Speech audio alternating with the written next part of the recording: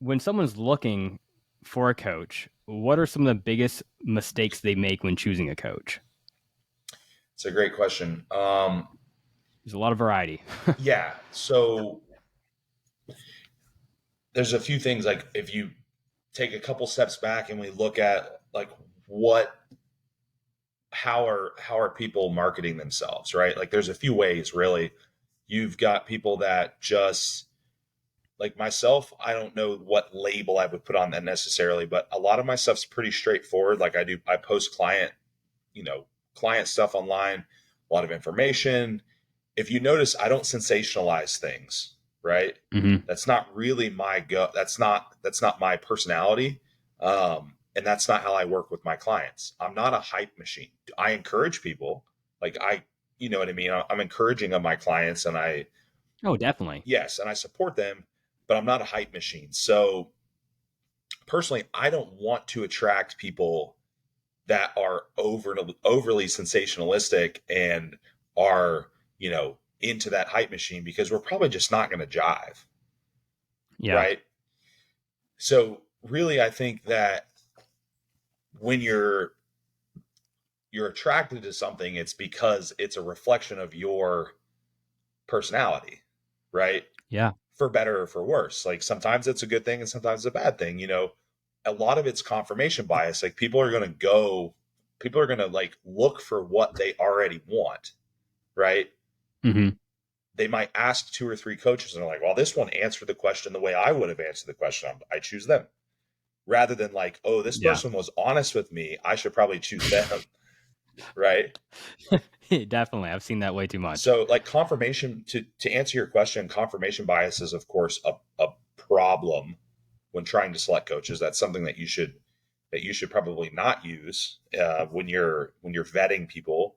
Um, like I tell people too, they can talk to me. I will talk about coaching, but I'm like, ask other clients of mine. Like, here's a few Mm-hmm. people. I'm sure they'd be fine with you reaching out. Just ask them. It's fine. Like, I don't have anything Yeah. to hide from you. I would much rather, and I put testimonials up and stuff like that. But I'm like, just ask them. I would much rather somebody else talk about me than me talk about myself, because I think that speaks much louder, right? 100%. So like that's something that people can do. I think that people should also be careful with, they should know what they want in a coach too. I think that there's issues when you're getting with a coach that's of a certain magnitude. People start running into issues with like response times and quality and stuff like that, where that's that's a reason that really good coaches that are bigger will cap their stuff, Mm-hmm. right? If they really care, they'll cap their stuff. They're going to cap out, they're going to refer out, they're going to have coaches on their team, or they're going to refer to people, or they're going to wait list or something, right? So that's a concern. The team cult mentality is a problem. Like, don't just go there because your friends go there. You know, Yep. And you get a cool jacket. Yeah. like, yeah, you get a shiny jacket with a little name tag on it. Like that doesn't mean anything in terms of you Exactly. being taken care of as an athlete, right? The team thing is interesting because, for one, this is not a team sport. Is it a sport or a venture that requires support? Potentially, yes, depending on your personality. Some people need more support than others, right? Some people are kind of introverted and they don't really require that, but others do. But you certainly shouldn't be like just going like, I am a bikini athlete, so I'm going to go to team yada yada because they have a bunch of bikini athletes. But what you don't realize is they also have a shitload of turnover on their bikini athletes, and there's 300 of them, but you're only seeing 50 of them because the other Yeah. 250 didn't get the results and didn't get the quality that you think that they're showing you, right? Exactly. So it's difficult, man. But I think just talking to people, I think talking to other people that have worked with that person, I tell you a really good way to do it. Talk to someone that's worked with that person that doesn't work with them anymore. see what they have to say. Yeah, Right. Like I have that's people, good. yeah, like I have people that don't work with me for whatever reason. They don't need me anymore. They don't compete anymore. They don't have functional health issues anymore. They don't whatever, like any number of reasons. Go ask that person, right? Because they have no stock in me at this point. Yeah, but I think you try to, at least from my experience of working on and off with you for the last like 5 years, like you try to educate that person. So like end goal is like you're fixing this person and guiding this person to the point that they deem necessary. Like if they want to compete, cool, you'll help them get prepped up. If they don't want to do anything after that, cool. Hey, I've done my job. I've gotten you where you need to be. I've educated you enough on how to be sufficient on XYZ. Go about yourself till you need me again. Right. Yeah. I And mean, that may or may not be true, but at least that's how I feel. I mean, I feel like you've educated me so much over the last few years that whenever I have had to take a break, I'm like, okay, what did I do during this time so I don't put myself in a shitty situation? yeah, for sure. There are goals and things that require long-term commitment. And I think, of course, staying with someone longer is only going to yield a better result. But 100%. but I'm not. I can give you a great example. So, like, I do a lot of one-off consults now too. Okay, so I get a lot of people with functional health issues. Let's say they have a GI issue, right? They come in, they're like, I have XYZ issue, and so I said, hey, I offer this service. It's a one-time consultation. I can take whatever information you have. If they have like a GI map or something, that's awesome because I can use it, right? Maybe they don't. I can take whatever information you have and talk to you and have you answer some questions, get on a call and formulate a plan and give you as much foresight as I can. I can project forward as best as I can because I've done it a lot of times, right? Mm-hmm. But I also get a lot of situations that come in where I'm like, man, this is too much. I don't want to have you pay for a consultation if I don't think that we're going to get enough improvement to make it worth your money. I said, ongoing coaching would be better for you, but I also understand if that's not what you want, right? I'm There's a lot of honest. honesty there. Or vice versa. Sometimes they're like, I have, whatever issue going on. I want to sign up for coaching. I'm like, okay, what's your long-term goal with this? Is it just to fix the issue, or do you have some kind of like body composition goal or something else that's going to take time? They're like, right now, I really just want to feel better. Okay, cool. I look at it, I'm like, that's actually really simple. I'm not going to charge you for coaching. Let's get on a call for the consult fee and do that instead. Well, eight out of 10 of them sign up for coaching because they like the consult, but that's Yeah. not, but I'm not selling them on that. I'm just being honest. I'm like, hey, this doesn't require $1,500. You know what I mean? Like Yeah. this is a, People buy into you. People buy into you as the person, and the honesty goes so much further than what people think it does. Everyone's just out to do like the quick 10-week boot camp thing and make a bunch of money instead of like just being straight up with people, being honest and telling them what they need. And that, like you said, 8 out of 10 times will probably lead you into better results. yeah. And it goes both ways. Sometimes I'm honest, like, hey, this is not going to be accomplished in a month. I'm just letting you know. Mm-hmm. So that honesty, you have to be honest with people, regardless of money, regardless of emotion, like all that stuff. You just have to give it to them straight first, right? And it's Yep. difficult. It's difficult because things cost money and they're touchy subjects, especially when we're dealing with body composition and the way and functional health. Like if you feel shitty and you don't like the way that you look, you're probably pretty emotional. you know, Yep. it's it's difficult. So some coaches or teams, and I'm not talking about anyone specifically, are going to use that as a marketing tool, right? They're going to use appeal to emotion, right? Or Mm-hmm. or they're going to use some kind of like fear-based marketing or something. And these are all tools that we're all susceptible to this stuff. We've all bought something because of this, Oh, for sure. all of us, right?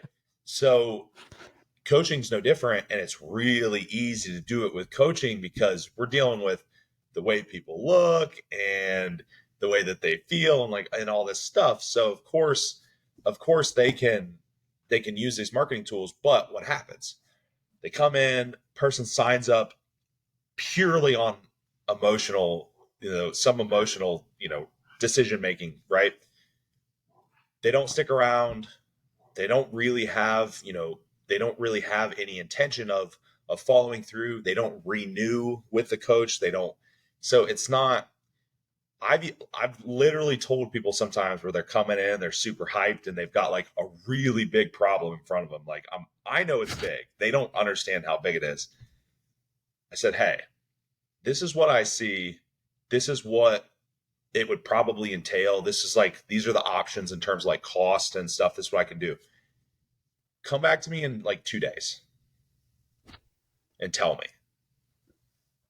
Because most people are going to do the exact opposite. They're going to be like, sign up with me. I got him. Like, I got him on the hook, Yep. But the thing is, the problem with that is you're 100% right. You're going to sign them up right now. But the issue is that they could end up being an awful client. Mm-hmm. They could end up getting no results. They could end up being a horrible reflection of your business. You know, they aren't going to give you referrals. Like people forget, shitty clients have friends that are also probably shitty. They Yep. don't refer people to your business. They don't really get results. So there's nothing you can talk about with, you can't market yourself with that. And you also feel bad about it because they're not getting Mm-hmm. results. So you genuinely are like, you're like, man, I want this person to do well, but they don't want it. Yeah. And I think that's something that everyone struggled with before. I know I have. Even like you said, when we got started, it was a little rocky because I wanted it, but I mean, there's at one point I know you emailed me back and you're like, dude, like you gotta like make the decision to do it. Like you've just got to do it. And I'm like, damn. And from like that moment on, that you hit me with that shit, straightforward, honest, like, dude, you're the one holding yourself back. It's just been it's been great ever since then. And I just had to get it through my head again. It's uncomfortable to do the hard stuff, but once you get going with it, man, it's so rewarding. Right. Because it's addicting. Yeah. And I talk to you in a certain way because you've done it before. So it, Yeah. my pitch maybe would have been different for somebody else, but Of course. Of course. Yeah, yeah. I'm not saying that as that's right. Austin's So way it's of going about it with anyone, but right. yeah. Yes. And that's where the psychology and stuff comes in. Like people have to, and that's another great, another great topic is like when you're hiring coaches is like who being personable and treating you like a human being, I think is pretty important.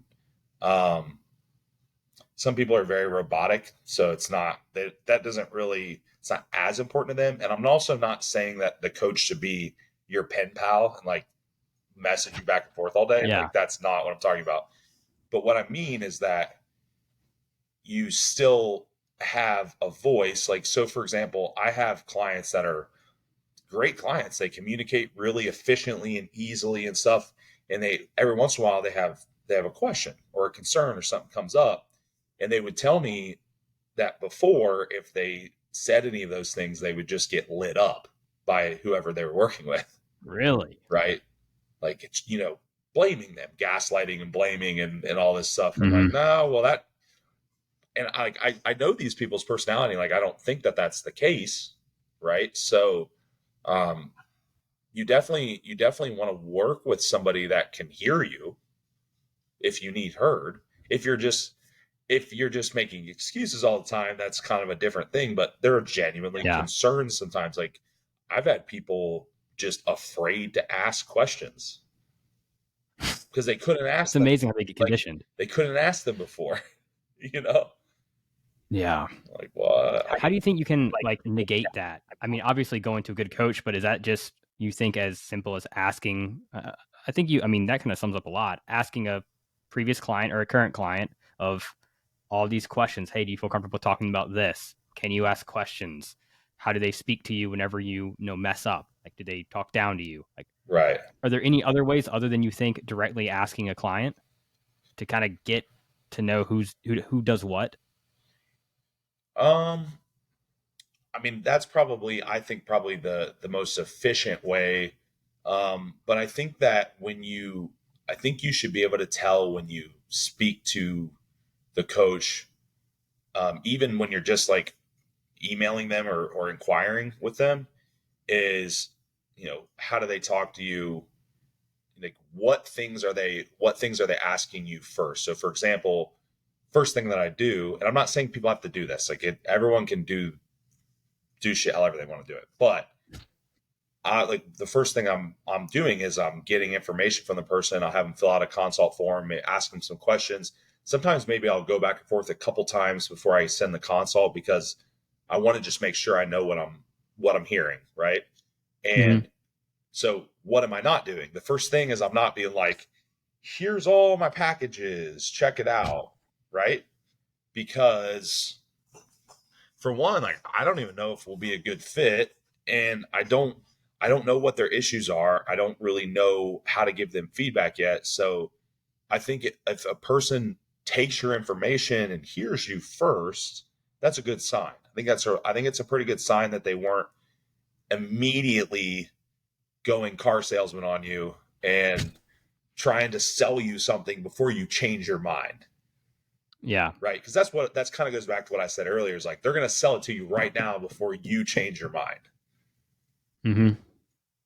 But I mean, you know, that's something that you did even for me in the very beginning. Like going back to when I was going through some other problems, even like around the same time as the GI stuff, I was like, man, who can I talk to about this? Austin posts a bunch of good stuff with people. He's helping people with their health. I'm gonna shoot him this message and see what he says back. And you were so helpful to me, like walking me through so many things, dealing with some hormonal imbalances and stuff. I'm like, this guy's helped me. I'm not like I've talked to him 3 times. This is not a client, but he's still helping me through this stuff. Like that went so far.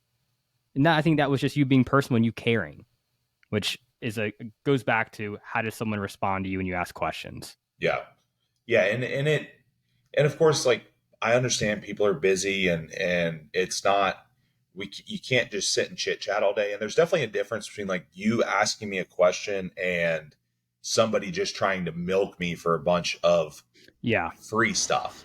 Like I can definitely tell the difference, right? Mm-hmm. So like their intentions with it. And generally people are very respectful, and I'm very respectful back, like because in my mind I'm thinking, like I think this all the time, like dude, I have all of these people that want to ask me these questions, and they've got all these other options, you know? Yeah. So I'm grateful for that, and I don't take those things for granted. Like I want to make sure, even if I can't work with a client, and I don't and I can't help them immediately, I'm going to refer them to one of my coaches. I'm going to do something. I'm going to make sure that they have help. I've referred people like outside of my coaching network where I'm not making any money on them. I'm just like giving them like, here, go to this person because I know they can help you and I don't have time. Yeah. That's But awesome. I feel good about that. And what that does? Those people will tell people about you.